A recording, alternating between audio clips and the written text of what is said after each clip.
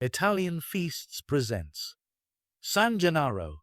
During the persecution of the Christians under Diocletian and Maximian, Januarius, bishop of Beneventum, was brought before Timothy, president of Campania at Nola, for the profession of the Christian faith. There his constancy was tried in various ways.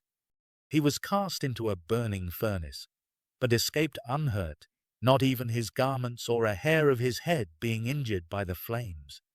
This enraged the president, who commanded the martyr's body to be so stretched that all his joints and nerves were displaced. Meanwhile, Festus his deacon and Desiderius elector were seized, loaded with chains, and dragged together with the bishop before the president's chariot to Pozzuolo. There they were cast into a dungeon, where they found the deacons Sosius of Misenum and Proculus of Pozzuolo, with Eutyches and Acucius, laymen, all condemned to be thrown to wild beasts. The following day they were all exposed in the amphitheatre, but the beasts, forgetting their natural ferocity, crouched at the feet of Januarius. Timothy, attributing this to magical arts, condemned the martyrs of Christ to be beheaded. But as he was pronouncing the sentence, he was suddenly struck blind. However, at the prayer of Januarius, he soon recovered his sight, and on account of this miracle, about 5,000 men embraced the faith. The ungrateful judge was in no way softened by the benefit conferred upon him.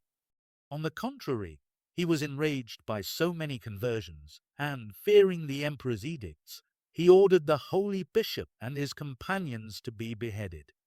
Eager to secure, each for itself, a patron before God among these holy martyrs, the neighboring towns provided burial places for their bodies.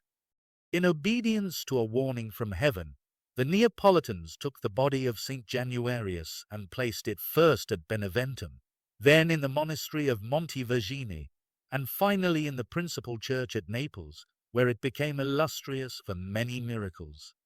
One of the most remarkable of these was the extinction of a fiery eruption of Mount Vesuvius, when the terrible flames threatened with destruction not only the neighborhood but even distant parts.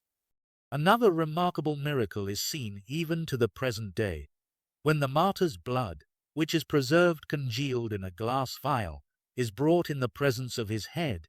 It liquefies and boils up in a wonderful manner, as if it had been but recently shed.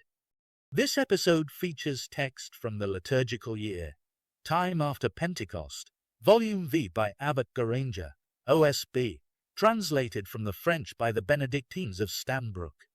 Originally published in 1910 by Benziger Brothers in the United States. This work is in the public domain.